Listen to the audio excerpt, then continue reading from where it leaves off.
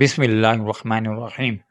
میں بیڈ کے ایک کونے میں سمٹ کر بیٹھی تھی، خود پر صرف لحاف اوڑھ رکھا تھا۔ مجھ پر اس قدر خوف طاری تھا کہ لگتا تھا کہ خوف کے مارے ہی مر جاؤں گی۔ شاید جو کچھ میرے ساتھ ہوا وہ آج تک کسی بھی لڑکی کے ساتھ شادی کی رات کو نہیں ہوا ہوگا۔ میں نہیں جانتی تھی کہ شوہر کے نام پر مجھے ایک شفاق انسان ملے گا۔ میں ایک یتیم لڑکی تھی اور یتیم خانے سے ہی وہ شخص مجھے نکاح کر کے لے کر آیا تھا۔ میں جانتی تھی کہ میرا آگے پیچھے کوئی ایسا نہیں جو کہ میرے شوہر سے اس کے رویے کی باز پرس کر سکے۔ بے بسی مجبوری میرے پاؤں کی سب سے بڑی زنجیر بن گئی تھی۔ شادی کی رات میں نے بہت زیادہ خواب تو نہیں دیکھے تھے، کیونکہ میں جانتی تھی کہ میں ایک یتیم خانے سے آئی ہوں۔ ہمارے لیے تو یہی بہت ہوتا ہے کہ ایک سہارا ہمیں مل جائے۔ وہ شخص 40 کے لگ بھگ تھا، دیکھنے میں بھی قبول صورت اور مناسب تھا، لیکن میں 20 سال کی خوبصورت الڑ حسینہ تھی۔ میرا عروسی لباس بھی میرے ہونے والے شوہر نے یتیم خانے کے انچارج کو دیا تھا۔ میں نے وہ پہن لیا۔ میری ہمجولیوں نے مجھے تیار بھی کر دیا تھا۔ میں نے اس شخص کو نکاح کے بعد اس وقت دیکھا تھا جب وہ مجھے اپنے گھر رخصت کروا کر لے گیا۔ رخصتی کے وقت اس نے مجھے برقع نقاب پہنا دیا تھا۔ اس لیے میں نہیں جانتی تھی کہ میری قسمت کا خریدار کون تھا۔ بہرحال میں روتے دھوتے اپنی ہمجولیوں سے بچھڑ کر جمال کے ساتھ اس کے گھر پر آئی تھی۔ وہ ایک متوسط گھرانے سے تعلق رکھتا تھا۔ گھر میں اکیلا ہی رہتا تھا، لیکن گھر ایک اچھے پوش علاقے میں صاف ستھرا بنا ہوا تھا۔ 3-4 کمروں کا مکان تھا جہاں رہنے والا بس وہ ایک ہی تھا۔ یتیم خانے کے انچارج نے مجھ سے یہ وہ کہا تھا کہ اس نے تمہاری تصویر دیکھ کر تمہیں پسند کیا ہے۔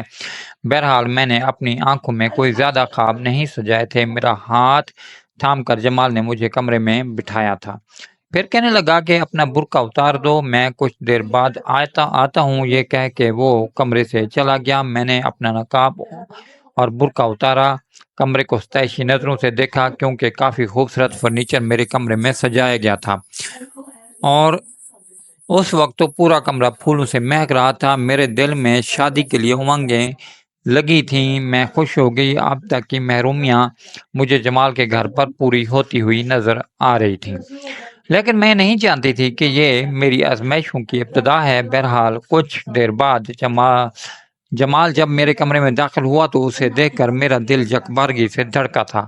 اس کی سانولی رنگت، بھدے نین نقش اور بھرا وجود دیکھ کر میرا دل تو جیسے پسیج کر رہ گیا تھا۔ مجھے لگا کہ یتیم خانے کے انچارج نے میرے ساتھ بہت بڑی زیادتی کر دی ہے، لیکن بہرحال یہ میری قسمت تھی اور میں اپنی قسمت سے لڑ نہیں سکتی تھی۔ ماں باپ تو تھے نہیں جو مجھ سے میرے رشتے کی بابت دریافت کرتے، مجھے تصویر دکھا کر میری رضامندی پوچھتے۔ یتیم خانے میں تو جو جیسا رشتہ آ جائے بس لڑکیوں کو بیاہ دیا جاتا ہے۔ میں نے اپنا دل کڑا کیا اور یہ سوچا کہ چلو ہوتے ہوتے مجھے اپنے شوہر سے محبت ہو ہی جائے گی۔ میں نہیں جانتی تھی کہ وہ شوہر نہیں بلکہ ایک شفاق انسان ہے۔ شادی کی رات بجائے میرے پاس بیٹھنے کے وہ سامنے اپنی ریوالونگ چیئر پر بیٹھ گیا، اپنی ٹانگ پر ٹانگ رکھ کر جیب سے سگریٹ نکالی اور پینے لگا۔ میں دلہن بنی بیڈ پر سمٹ کر بیٹھی ہوئی تھی، اس کے بے باک نظریں میرے پورے وجود پر سفر کر رہی تھی۔ میں اس وقت بے حد نروس تھی، کچھ فطری سی بات تھی اور کچھ مجھے اپنے شوہر کی نظریں اچھی نہیں لگ رہی تھی، مجھے وہ راحت اور سکون نہیں بخش رہی تھی جیسا کہ اس رشتے کا تقاضا ہوتا ہے۔ سگریٹ پیتے ہوئے اس نے مجھے کہا کہ اے لڑکی، اپنا دوپٹہ اتارو۔ یہ سن کر برجستہ میں نے اسے دیکھا تھا، میں نے اس کی جانب دیکھا تھا، میری آنکھوں میں حیرت تھی۔ شوہر کو تو چاہیے تھا کہ میرے پاس بیٹھتا، مجھے اعتماد میں لینے کی کوشش کرتا، لیکن اس نے جو کچھ میرے ساتھ کیا ناقابل فہم سی بات تھی۔ بڑا متکبرانہ تاثرات میرے شوہر کے چہرے پر میں دیکھ کر مزید گھبرا گئی تھی، سمجھ نہیں پا رہی تھی کہ کیا کروں اور کیا نہ کروں۔ اب میں عجیب سی کیفیت میں مبتلا تھی کہ بھلا یہ کیا طریقہ ہے۔ جب اس نے دوبارہ سے سخت لہجے سے کہا کہ تمہیں سنائی نہیں دیتا، اپنا دوپٹہ اتارو، میں گھبرا کر اپنے دوپٹے سے پنیں اتارنے لگی۔ میرے ہاتھ خوف کے مارے لرز رہے تھے۔ جمال سامنے بیٹھا سگریٹ پہ سگریٹ پی رہا تھا اور میری طرف ٹک ٹکی باندھے دیکھ رہا تھا۔ کچھ میں اس کی نظروں سے نروس تھی اور کچھ اس کی عجیب سے فرمائش پر۔ بہرحال میں نے اپنا عروسی دوپٹہ اتار کر بیڈ پہ رکھ دیا۔ اب تو اس کی چپتی نظریں مجھے مزید الجھن میں مبتلا کر رہی تھیں۔ مجھے شرم سی محسوس ہو رہی تھی۔ وہ کہنے لگا کہ اپنے زیورات بھی اتارو۔ اس کی ہر بات مجھے پریشانی میں مبتلا کر رہی تھی۔ میں نے آہستہ آہستہ سے اپنے تمام زیورات اتار کے رکھ دیے، لیکن اس کے بعد جو کچھ اس نے مجھ سے کہا میں نے صاف انکار کر دیا اور فوراً بیڈ سے کھڑی ہو گئی۔ میرے انکار پر تو جیسے جمال کی آنکھیں لہو رنگ ہوئی تھیں، وہ غصے سے کھڑا ہو گیا اور میرے پاس آ گیا۔ کہنے لگا تمہیں سنائی نہیں دے رہا؟ میں نے تم سے کیا کہا ہے؟ اس کے لہجے نے میری جان ہی تو نکال دی تھی۔ اس نے کہا کہ میں نے کہا میں آپ کی یہ بات نہیں مان سکتی۔ وہ غصے سے کہنے لگا کہ اگر میری بات سے تم نے انکار کیا تو میں تمہارا حشر بگاڑ کے رکھ دوں گا، لیکن میں کسی قیمت پر اس کی بات نہیں مان رہی تھی۔ میں نے کہا کہ میں یہ سب نہیں کر سکتی۔ اس نے ایک زوردار تھپڑ میرے منہ پر مار دیا۔ کہنے لگا کمینی، اپنی اوقات بھول گئی ہے؟ میں تمہیں کہاں سے اٹھا کر لایا ہوں؟ پاؤں کی جوتی کے برابر بھی نہیں ہے تو۔ اگر میری بات سے اختلاف کیا تو جان سے مار ڈالوں گا۔ اس کے غضبناک لہجے پر میرا دل سوکھے پتے کی طرح کانپا تھا۔ میں رونے لگی۔ مجھے ایسے سخت رویے کی امید نہیں تھی۔ میں گھبرا کر ذرا سا پیچھے ہٹی تو اس نے میرے بالوں سے مجھے پکڑ کر اپنے قریب کیا، میرے چہرے کی برابر چہرہ لا کر مجھے غصے سے اپنی لہو رنگ آنکھیں میری آنکھوں میں گاڑتے ہوئے نہایت سخت لہجے میں کہا، چلو وہ کرو جو میں نے تمہیں کہا ہے۔ میری آنکھوں سے بتدریج آنسو بہنے لگے۔ میں نے اس بے رحم شخص کے سامنے ہاتھ جوڑے اور کہا کہ مجھ سے ایسا کام مت کرواؤ، میں یہ سب نہیں کر سکتی۔ عورت تو حیا کا پیکر ہوتی ہے، اسی میں ہی اسے رہنے دو تو بہتر ہے۔ میری بات سن کر وہ ہنسنے لگا۔ کہنے لگا، جس جگہ سے تم آئی ہو کیا میں واقف نہیں ہوں کہ وہاں کیا کچھ نہیں ہوتا؟ میرے سامنے زیادہ ڈرامے بازی مت کرو۔ میں جانتا ہوں کہ یتیم خانے کی آڑ میں کیا کیا وہاں پر رنگ رلیاں منائی جاتی ہیں۔ جب تم وہاں موجود مردوں کے دل بہلا سکتی ہو تو پھر میں تو زیادہ حق رکھتا ہوں۔ آخر تمہیں زمین سے اٹھا کر میں نے آسمان پر لا کے رکھا ہے۔ اگر تم چاہتی ہو کہ میرا رویہ تمہارے ساتھ اچھا رہے تو حیرت کرو تو وہی کرو جو میں تمہیں کہہ رہا ہوں۔ میں اسے حیرت سے دیکھ رہی تھی۔ ہمارا یتیم خانہ بالکل ایسا نہیں تھا جیسا وہ سمجھ رہا تھا۔ ہماری انچارج بہت اچھی تھی اور ہمیں اس نے بالکل ماں کی طرح ہی پالا تھا، ہماری حفاظت بھی کی تھی۔ میں یہ نہیں جانتی تھی کہ دوسرے یتیم خانوں میں یتیم لڑکیوں اور عورتوں کے ساتھ کیسا برتاؤ کیا جاتا ہے اور کون سے کھیل کھیلے جاتے ہیں، لیکن میں نے جب سے اس یتیم خانے میں آنکھ کھولی تھی ہماری حفاظت بالکل ایسے کی گئی تھی جیسے سگی بیٹیوں کی جاتی ہیں۔ میں نے جمال سے کہا کہ آپ کو غلط فہمی ہو رہی ہے جمال، ایسا کچھ نہیں ہے جیسا آپ سوچ رہے ہیں۔ اس سے پہلے کہ میں کچھ اور کہتی اس نے اپنے ہاتھ کی گرفت اور بھی مضبوط کر دی تھی، میرے بالوں کو بری طرح سے کھینچا۔ کہنے لگا، بکو مت، مجھے سمجھانے کی کوشش مت کرو، اتارو اپنا لباس۔ یہ کہہ کے اس نے مجھے دھکیلتے ہوئے چھوڑا تھا۔ میں زمین پر گرتے گرتے بچی تھی۔ میں نے تو سنا تھا کہ شوہر بیوی کا لباس ہوتا ہے۔ اللہ تعالیٰ نے میاں بیوی کا رشتہ بہت ہی پاکیزہ بنایا ہے، شرم و حیا کا حکم دیا ہے۔ میاں بیوی کو ایک دوسرے کا لباس اس لیے کہا ہے کیونکہ لباس انسان کو ڈھانپ لیتا ہے۔ یہ میرا کیسا شوہر تھا جو مجھے بے حجاب کرنے پر تلا ہوا تھا، وہ بھی یوں؟ میں فوراً کمرے سے باہر نکل گئی۔ میں ایک محفوظ پناہ چاہتی تھی جو مجھے اس گھر میں نظر نہیں آئی تھی، لیکن میں شاید اتنی خوش نصیب نہ تھی۔ وہ شخص فوراً سے میرے پیچھے لپکا اور مجھے بازو سے پکڑ لیا، مجھے کمرے میں گھسیٹتے ہوئے لایا۔ میں چیخنے چلانے لگی، کہنے لگی، مجھے چھوڑ دو، میں تمہارے ساتھ زندگی نہیں گزار سکتی، مجھے واپس یتیم خانے چھوڑ دو۔ میرا یہ کہنا تھا کہ اس نے مجھے مارنا شروع کر دیا۔ اس نے میرے دونوں رخسار تھپڑ مار کر سرخ کر دیے، مجھے بیڈ پر دھکیل کر پھینکا اور اپنی جیب سے سگریٹ نکال کے جلا دی اور جلتے ہوئے سگریٹ سے میرا عروسی لہنگا جلانا شروع کر دیا۔ کہنے لگا کہ میں دیکھتا ہوں تم کب تک میری بات نہیں مانتی۔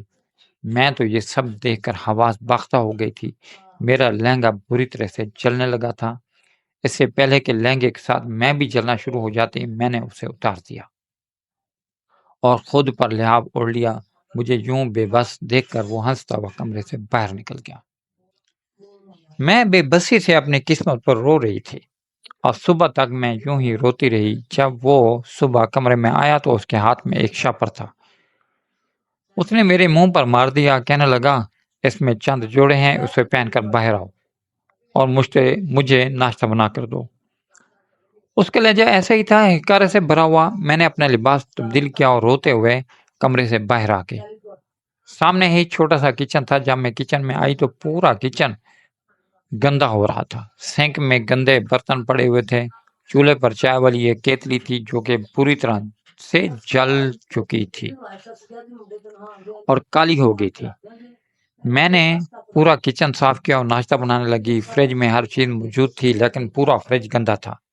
میں نے ناشتہ بنا کر سامنے ٹیبل پر رکھا لیکن خود اس کے ساتھ بیٹھ کر ناشتہ نہیں کیا۔ کچن میں کھڑے کھڑے میں نے ناشتہ کر لیا، پھر صفائی کرنے لگی۔ اس دوران میں یہ بھی دیکھ چکی تھی کہ کس کیبنٹ میں کون سا سامان پڑا ہے۔ وہ شخص ناشتہ کر کے کچن میں آ گیا۔ اسے اپنے پاس پا کر مجھے بس ایک ہی احساس ہوتا تھا اور وہ تھا خوف کا۔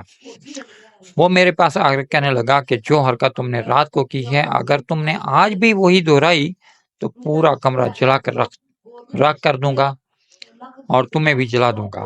یہ سن کر میں اگلا سانس لینا بھول گئی تھی۔ یہ کہہ کے وہ کمرے سے باہر نکل گیا۔ جب میں کھانا بنا کر کچن سے باہر آئی تو وہ گھر میں نہیں تھا۔ میں نے سکون کا سانس لیا تھا لیکن رات کے بارے میں سوچ کر میرا دل خوف زدہ سا ہونے لگا تھا۔ میں اب تک سمجھ نہیں پا رہی تھی کہ یہ شخص ایسا کیوں کر رہا ہے۔ اگر اسے ظلم ستم کا نشانہ ہی بنانا تھا تو ایک یتیم بے سہارا لڑکی کو کیوں؟ وہ تو بیچاری بچپن سے ہی دکھ سہتی ہوئی اپنی زندگی گزار رہی ہوتی ہیں۔ بہرحال میں نے سوچا کہ مجھے گھر سے بھاگ جانا چاہیے۔ نہ جانے یہ شخص رات کو میرے ساتھ کیا حیوانیت کا مظاہرہ کرے گا۔ اس لیے میں اپنے کمرے میں گئی، چھوٹے سے بیگ میں اپنے چاند جوڑے ڈالے جو صبح کو لے کر آیا تھا اور باہر جانے لگی۔ جیسے ہی میں نے مین گیٹ کھولنا چاہا تو میرے ہوش اڑ گئے، کیونکہ گیٹ کو باہر سے تالا لگا ہوا تھا اور پورا بند تھا۔ گھر میں کچھ بھی ایسا نہ تھا کہ میں پھلانگ کر باہر جا سکتی۔ دیواروں کے اوپر بھی اس نے بڑے بڑے جنگلے لگا رکھے تھے کہ جن کو پھلانگنا مجھ جیسی لڑکی کے بس کی بات نہ تھی۔ میں نے تمام کمروں کی کھڑکیاں کھول کر دیکھی لیکن سب پر لوہے کا جنگلہ لگا ہوا تھا۔ مجھے لگا جیسے میں ایک قیدی ہوں۔ مجھے اپنی قسمت پر پھر سے رونا آنے لگا۔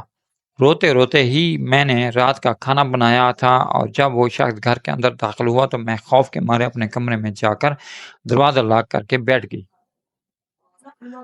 میں اس کے آنے سے پہلے ہی کھانا کھا چکی تھی۔ میں اس کا سامنا ہی نہیں کرنا چاہتی تھی۔ مجھے اس سے ڈر اور خوف محسوس ہو رہا تھا لیکن 5 منٹ ہی مجھے ہوئے تھے کہ جب میرے کمرے کا دروازہ اس زور سے کھٹکا کہ میرا دل زور زور سے دھڑکنے لگا۔ بڑے غصیلے لہجے سے اس نے کہا کہ دروازہ کھولو ورنہ دروازہ توڑ دوں گا اور تمہارا وہ حشر کروں گا کہ یاد کرو گی۔ کس کے ساتھ تم کمرے میں بیٹھی ہو؟ کون ہے کمرے میں؟ یہ سن کر تو میرے ہوش اڑ گئے تھے۔ جس طرح کے حفاظتی اقدام اس نے رکھے ہوئے تھے، کون یہاں آ سکتا تھا؟ میں نے فوراً سے دروازہ کھول دیا۔ اس نے مجھے بڑی برے طریقے سے پیچھے دھکا دیا اور کمرے کی تلاشی لینے لگا، کبھی بیڈ کے نیچے، کبھی پردوں کے پیچھے، یہاں تک کہ الماری کھول کے بھی دیکھنے لگا۔ میں نے کہا آپ کیسی حرکتیں کر رہے ہیں؟ یہاں کوئی نہیں ہے۔ وہ کہنے لگا کہ پھر دروازہ کیوں بند کیا ہوا تھا؟ تم مجھ سے جھوٹ بول رہی ہو۔ یہ کہتے ہوئے وہ واش روم میں چلا گیا۔ شاید وہاں دیکھ رہا تھا کہ میں نے کسی کو وہاں تو نہیں چھپا کے رکھا۔ میں سمجھ گئی تھی کہ شاید شکی مزاج قسم کا شخص ہے۔ پورا کمرہ دیکھنے کے بعد کہنے لگا اگر میں نے یہاں کسی اجنبی کو دیکھا تو تمہارے ٹکڑے ٹکڑے کر دوں گا۔ یہ کہہ کر وہ کمرے سے باہر چلا گیا۔ رات کو اس شخص کی پھر سے وہی ایک بات تھی۔ جو مجھے میری ہی نظروں میں گرانے کے لیے کافی تھی۔ لیکن اس بار میں نے اختلاف نہیں کیا کیونکہ مجھ میں مار کھانے کی ہمت نہ تھی۔ مجھے حیرت اس بات پر ہوئی کہ وہ شخص کمرے سے باہر نکل کر چلا گیا تھا۔ اس نے اب تک مجھے چھوا تک نہ تھا۔ اب تو یہ ہر روز ہونے لگا۔ وہ شخص مجھے بے حجاب کر کے باہر نکل جاتا تھا، پوری رات کمرے میں نہیں آتا تھا۔ ہمارے گھر میں رات کو چور گھس آئے تھے۔ میں اس وقت گہری نیند میں تھی جب مجھے کمرے کے باہر شور سا سنائی دیا تھا۔ مجھے لگا جیسے میرا شوہر کسی سے لڑ رہا ہے۔ جیسے ہی میں کمرے سے باہر نکلی، سامنے دو مردوں کو اپنے شوہر کے سر پر پسٹل تانے دیکھا۔ میرا شوہر زخمی حالت میں تھا۔ یہ دیکھ کر تو میری حالت ہی خراب ہونے لگی۔ میں فوراً سے اپنے شوہر کے پاس چلی گئی۔ ان چوروں کو کہنے لگی کہ میرے شوہر کو کچھ مت کرنا، اسے کچھ مت کہنا۔ چور کہنے لگے کہ اگر تم چاہتی ہو کہ ہم تمہارے شوہر کو کچھ نہ کہیں تو جو بھی زیورات اور نقد تمہارے پاس موجود ہیں وہ ہمیں لا دو۔ میں فوراً سے اپنے پاس کمرے میں چلی گئی، اپنی الماری کا لاکر کھولا تو اس میں کچھ کیش تھا، کچھ تھوڑا بہت زیور بھی تھا جو کہ میرے شوہر نے مجھے مہر کے طور پر دیا تھا۔ میں نے وہ سب لا کر ان چوروں کے حوالے کر دیا۔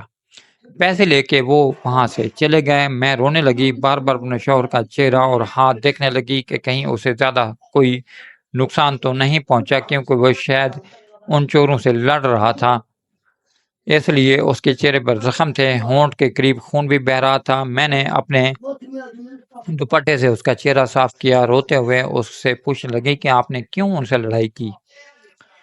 وہ بھی چند پیسوں کی خاطر؟ میرے لیے نہ تو یہ پیسہ اہمیت رکھتا ہے اور نہ ہی زیور۔ اگر آپ کو کچھ ہو جاتا تو میں کیا کرتی؟ پہلی بار مجھے ایک ٹک دے کے جا رہا تھا، جیسے اسے میری باتوں پر یقین نہیں آ رہا ہو۔ کہنے لگا کہ تمہیں میری اتنی پرواہ کیوں ہو؟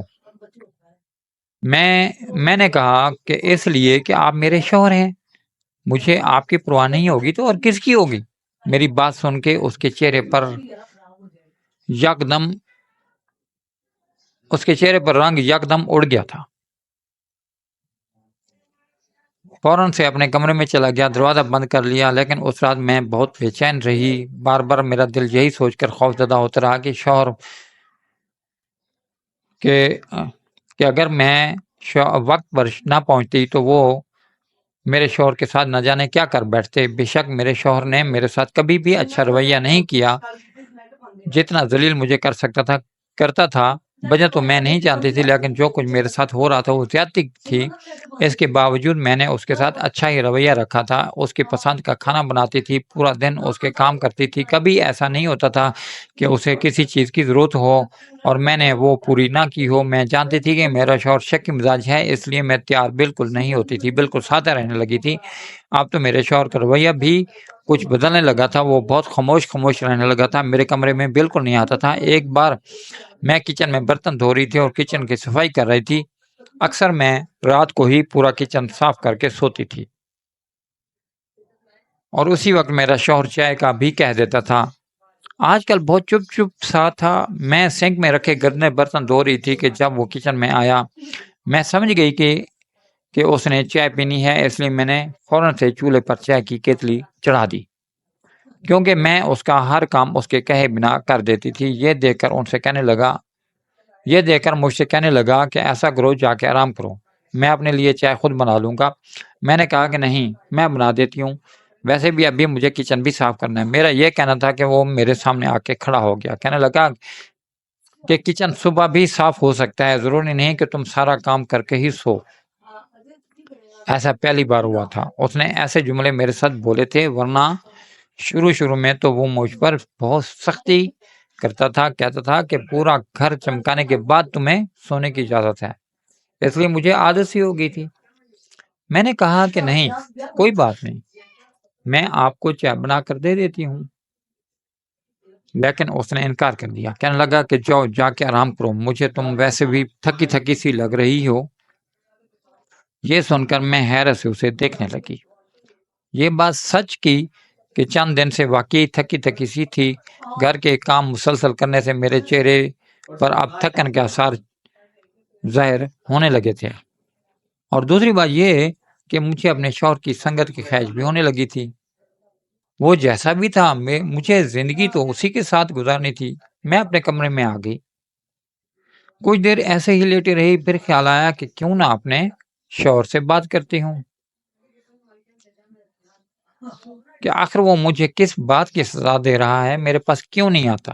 یہ سوچ کر میں اٹھ کر بیٹھ گئی، سوچا کہ بات کر لینے میں کوئی حرج نہیں ہے، وہ میرا شوہر ہے، اس سے بات نہیں کروں گی تو پھر کیسے کروں گی۔ میں کمرے سے باہر نکلی، اپنے شوہر کے کمرے میں چلی گئی، لیکن سامنے جو منظر میں نے دیکھا میرے ہوش اڑ کے رہ گئے۔ وہ جائے نماز بچھائے رو رہا تھا، نہ جانے اسے کس بات کا غم تھا، وہ کیوں رو رہا تھا میں سمجھ نہیں پائی، لیکن جیسے ہی اس نے مجھے دیکھا تو فوراً سے اٹھ کر بیٹھ گیا، اپنی آنکھوں سے آنسو صاف کیے اور جائے نماز طے کر کے رکھنے لگا۔ پھر کہنے لگا تم یہاں کیوں آئی ہو؟ میں نے کہا کہ آپ کیوں رو رہے تھے؟ وہ کہنے لگا کہ یہ میرا اور میرے اللہ کا معاملہ ہے۔ مجھے حیرت ہوئی کہ وہ نماز بھی پڑھتا ہے، اللہ کو بھی یاد کرتا ہے۔ جو کچھ اس نے میرے ساتھ کیا تھا وہ تو بالکل ہی غیر انسانی سلوک تھا۔ میں تو سمجھی تھی اس کا اللہ سے کوئی واسطہ نہیں ہوگا، ورنہ وہ اتنا سنگ دل نہ ہوتا۔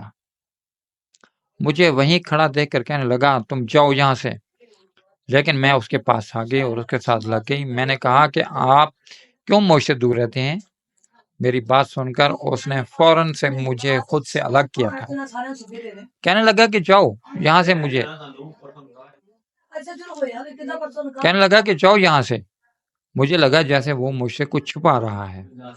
میں نے کہا کہ میں آپ کی بیوی ہوں، آپ کیوں مجھ سے اپنی ہر بات شیئر نہیں کرتے؟